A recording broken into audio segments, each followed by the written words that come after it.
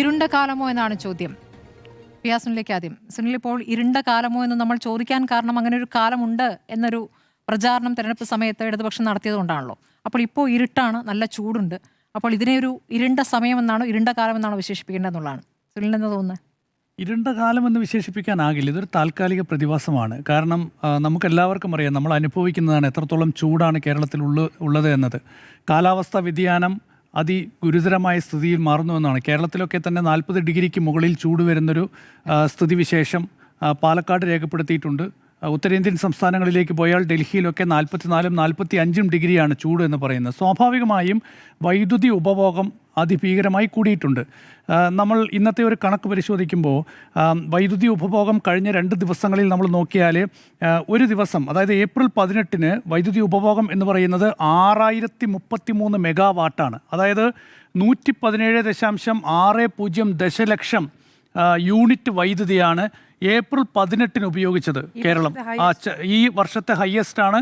അത് ചരിത്രത്തിലെ ഏറ്റവും ഹയ്യസ്റ്റായ കണക്കാണ്. ഇന്നലെ രേഖപ്പെടുത്തിയത് 5770 മില്യൺ യൂണിറ്റ് വൈദ്യുതിയാണ്. ഫ്രൈഡേ വെള്ളിയാഴ്ച ഉപയോഗിച്ചത് 5654 ദശലക്ഷം യൂണിറ്റ് വൈദ്യുതിയാണ് എന്നതാണ്. അതുകൊണ്ട് ഇത് ഇത്രയും കൂടുതൽ വൈദ്യുതി ഉപഭോഗം വർദ്ധിച്ചതുകൊണ്ടുള്ള ഒരു താൽക്കാലിക പ്രതിസന്ധി മാത്രമാണിത്. സംസ്ഥാന വ്യാപകമായി KSEBയോ സംസ്ഥാന സർക്കാരോ ഒരു പവർ കട്ടോ അല്ലെങ്കിൽ ലോഡ് ഷെഡിങ്ങോ പ്രഖ്യാപിച്ചിട്ടില്ല. അതുപോലെ തന്നെ വ്യാവസായിക രംഗത്ത്, വ്യാവസായിക മേഖലയിലും അങ്ങനെ എന്തെങ്കിലും പവർ കട്ടും പ്രഖ്യാപിച്ചിട്ടില്ല.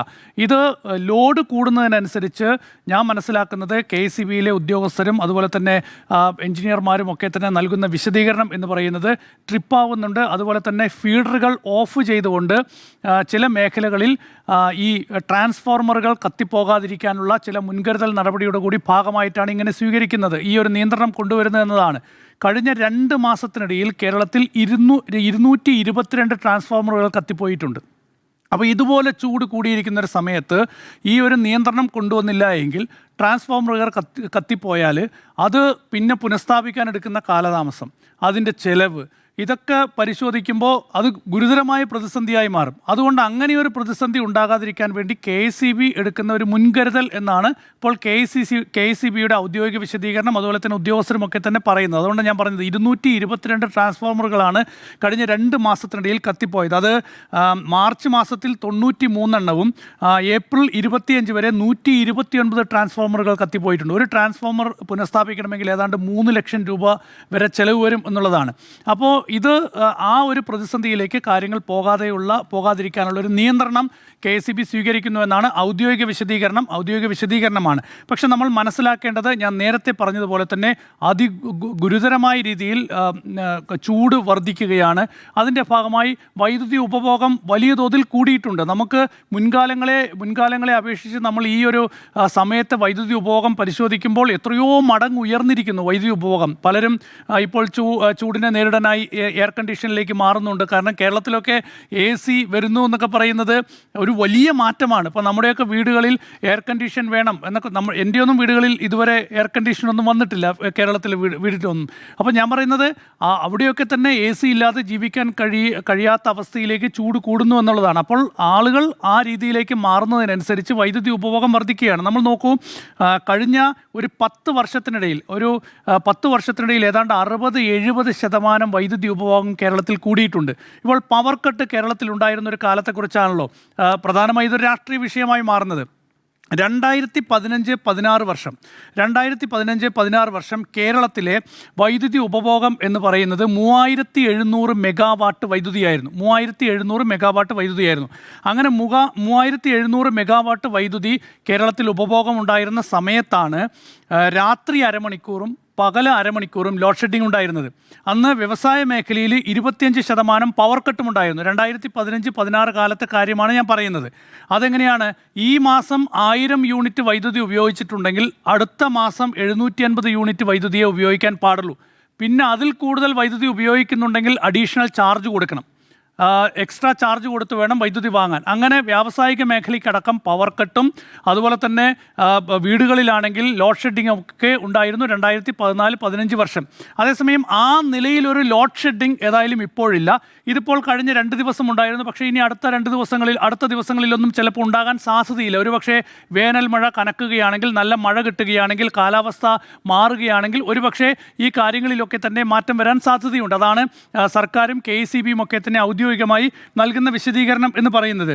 അപ്പോൾ നമ്മൾ മനസ്സിലാക്കേണ്ടത് ഒരു ദിവസം 117.60 ദശലക്ഷം യൂണിറ്റിലേക്ക് വൈദ്യുതി ഉപഭോഗം കൂടുന്നു എന്ന് പറയുന്നത് ചരിത്രത്തിലെ ഏറ്റവും വലിയ കണക്കാണ്. ഇപ്പോൾ രാജ്യത്ത് തന്നെ നമ്മൾ നോക്കൂ, ഈ വർഷമാണ് ഇന്ത്യയുടെ ചരിത്രത്തിൽ ആദ്യമായി ഇത്രയും അധികം വൈദ്യുതി ഉപഭോഗം രേഖപ്പെടുത്തുന്നത്. അതായത് 2026 ഇതുവരെയുള്ള കണക്കനുസരിച്ച് 256 ജിഗാവാട്ട് വൈദ്യുതിയാണ് ഇപ്പോൾ നമ്മൾ ഉപയോഗിക്കുന്നത്, പീക്ക് അവറിൽ എന്ന് പറയുന്നത്. അത് റെക്കോർഡ് കണക്കാണ് ഇപ്പോൾ പുറത്തു വന്നിരിക്കുന്നത്. 256 ജിഗാവാട്ട് എന്ന് പറയുന്നത്. കഴിഞ്ഞ വർഷം അതായത് 2025 242 ആയിരുന്നു, 2024 അത് 250 ആയിരുന്നു, 2023 അത് 243 ആയിരുന്നു, 2022 215, അങ്ങനെ താഴോട്ട് വരികയാണ്. അതായത് 2022 ഇത് 200 ജിഗാവാട്ടിന് മുകളിലേക്ക് ഉയർന്നത്.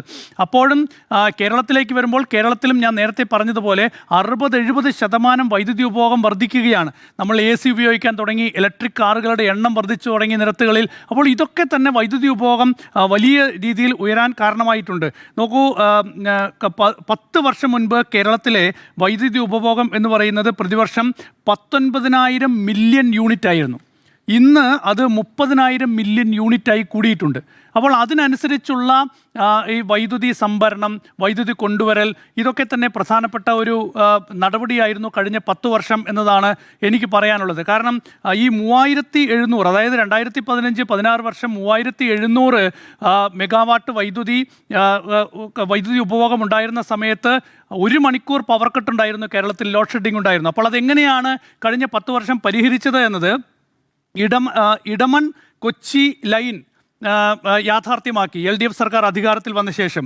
അത് കൂടംകുളത്ത് നിന്ന് വൈദ്യുതി കൊണ്ടുവരുന്നതിൻ്റെ ഭാഗമായി അങ്ങനെയാണ് 1000 മെഗാവാട്ട് വൈദ്യുതി എത്തിക്കുന്നത്. ഇതോടൊപ്പം തന്നെയാണ് Pugalur Madakkathara line power highway യാഥാർത്ഥ്യമാക്കുന്നു. അതിലൂടെ 2500 മെഗാവാട്ട് വൈദ്യുതി കൊണ്ടുവരാൻ സാധിച്ചു. അങ്ങനെയാണ് കേരളത്തിൽ ഉണ്ടായിരുന്ന പവർ കട്ട് പൂർണ്ണമായി ഒഴിവാക്കുന്നത്. ഇനി 2 പ്രധാനപ്പെട്ട വൈദ്യുതി ലൈനുകളുടെ നിർമ്മാണം കൂടി ഇപ്പോൾ നടക്കുന്നുണ്ട്. അതൊന്ന് ഉടുപ്പി കാസർഗോഡാണ്, 2 വയനാട് കാസർഗോഡാണ്. ഈ 2 വൈദ്യുതി ലൈനുകളുടെ നിർമ്മാണം കൂടി പൂർത്തിയാകുന്നതോടുകൂടി കേരളത്തിൽ ഒരുപക്ഷെ ഒരു വൈദ്യുതി ക്രൈസിസ് എന്ന് പറയുന്നത് ഭാവിയിലേക്ക് ഉണ്ടാകില്ല എന്നതാണ്. അതോടൊപ്പം തന്നെയാണ് ഈ സോളാർ എനർജിയുടെ കാര്യത്തിൽ ഇപ്പോൾ നടക്കുന്ന പ്രവർത്തനങ്ങൾ. സോളാർ എനർജിയുടെ കാര്യത്തിൽ ഇപ്പോൾ കാസർഗോട്ട് ഈ സാമ്പത്തിക വർഷം തന്നെ അതിൻ്റെ ഒരു പ്രവർത്തനം പൂർത്തിയാകും എന്നാണ് KECB വിശദീകരിക്കുന്നത്. ഏതാണ്ട് 500 മുതൽ 1500 മെഗാവാട്ട് ബാറ്ററി സ്റ്റോറേജ് കൊണ്ടുവരാൻ കഴിയുന്ന രീതിയിലുള്ള എനർജി ഡെവലപ്മെൻറ്റ് ഈ കാസർഗോഡ് മേഖലയിൽ ഉണ്ടാകും എന്നാണ് KECB വിശദീകരിക്കുന്നത്. അതുകൊണ്ട് തന്നെ കേരളത്തിന് ആവശ്യമായ വൈദ്യുതി ഉണ്ടാക്കുന്നതിന് ഉള്ള നടപടികൾ KECB സ്വീകരിക്കുന്നുണ്ട്. അപ്പോഴും ഇപ്പോഴുണ്ടായിരിക്കുന്ന ഒരു താൽക്കാലിക പ്രതിസന്ധിയാണത്. കൂടുതൽ നീളാൻ സാധ്യതയില്ല. ഞാൻ നേരത്തെ പറഞ്ഞ 117 ദശലക്ഷം യൂണിറ്റ് ഒരു ദിവസം ഉപയോഗിക്കുമ്പോൾ അതിൽ വെറും 25% മാത്രമാണ്, നമ്മൾ ഓർക്കണം, വെറും 25% മാത്രമാണ് നമ്മുടെ ആഭ്യന്തര ഉൽപ്പാദനമായി വരുന്നത്. വെറും 25%. അതിൽ ഏതാണ്ട് 48%, ഏതാണ്ട് 48 ദശലക്ഷം യൂണിറ്റ്, 28 ദശലക്ഷം യൂണിറ്റ്, 117.16 ദശലക്ഷം യൂണിറ്റ് നമ്മൾ വൈദ്യുതി ഒരു ദിവസം ഉപയോഗിക്കുമ്പോൾ 28 ദശലക്ഷം യൂണിറ്റ് മാത്രമാണ് നമ്മുടെ ജലവൈദ്യുത പദ്ധതികളിലൂടെ നമ്മൾ ഉണ്ടാക്കുന്നത്. 48 ദശലക്ഷം യൂണിറ്റ് നമുക്ക് കേന്ദ്ര പൂളിൽ നിന്ന് കിട്ടും, കൂടംകുളത്ത് നിന്ന്, അതുപോലെ തന്നെ NTPC വഴിയൊക്കെ തന്നെ കിട്ടും. ബാക്കിയുള്ള ഏതാണ്ട് 41 മെഗാവാട്ട് ദശലക്ഷം യൂണിറ്റാണ് നമ്മൾ പുറത്തു നിന്ന് വാങ്ങുന്നത്. അതായത് പ്രൈവറ്റ് കമ്പനികളിൽ നിന്നടക്കം പുറത്തുനിന്ന് വാങ്ങുന്നത്. ഏതായാലും ഇപ്പോൾ കൂടുതൽ വൈദ്യുതി ആവശ്യമായി വരുന്നൊരു പശ്ചാത്തലത്തിലാണ് ഇപ്പോൾ റെഗുലേറ്ററി കമ്മീഷൻ 250 മെഗാവാട്ട് വൈദ്യുതി കൂടി വാങ്ങാനുള്ള അനുമതി നൽകിയിട്ടുണ്ട്. അതുകൊണ്ട് ഈ പ്രശ്നം തൽക്കാലത്തേക്ക് പരിഹരിക്കപ്പെടും. പക്ഷേ ഇത് ഗുരുതരമായ പ്രശ്നം തന്നെയാണ്, ഇത് അഡ്രസ്സ് ചെയ്യേണ്ട ഒരു പ്രശ്നം തന്നെയാണ്. KECB ഒരുപക്ഷെ കൂടുതൽ ഈ വൈദ്യുതി കൊണ്ടുവരുന്നതിനുള്ള നീക്കങ്ങളിലേക്കൊക്കെ തന്നെ പോകേണ്ടി വരും. പക്ഷേ അതുകൊണ്ട് നമ്മൾ ഇപ്പോഴത്തെ ഒരു അസാധാരണ സാഹചര്യത്തിലുണ്ടായ ഒരു പ്രതിസന്ധി നമ്മൾ നമ്മൾ മുൻനിർത്തിക്കൊണ്ട് കേരളം ഇരുട്ടിലാണ്, ഇതാ കേരളം ഇരുട്ടിലേക്ക് പോകാൻ പോകുന്നു എന്നൊന്നും വിലയിരുത്താൻ കഴിയില്ല എന്നുള്ളതാണ്.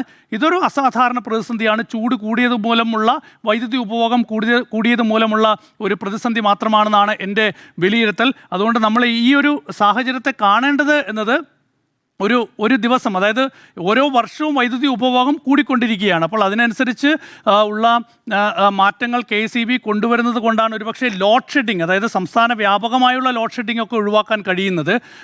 ഇനിയും ഞാൻ നേരത്തെ പറഞ്ഞതുപോലുള്ള പുതിയ 2 ലൈനുകളുടെ ഈ നിർമ്മാണം കൂടി പൂർത്തിയാകുന്നതോടുകൂടി ആ ഒരു പ്രതിസന്ധി കൂടി, അതായത് ഇനി ഭാവിയിലേക്കുള്ള ഒരു മുന്നൊരുക്കം കൂടി ഉണ്ടാകും എന്നാണ് KEC ഔദ്യോഗിക വിശദീകരണം എന്ന് പറയുന്നത്. അതുകൊണ്ട് ഈ സംസ്ഥാന വ്യാപകമായി ഇരുട്ടിലേക്ക് പോകുന്നു, കേരളം ഒരു ഇരുണ്ട കാലത്തിലേക്ക് പോകുന്നു എന്നൊന്നും ഈ ഘട്ടത്തിൽ നമുക്ക് പറയാനാകില്ല.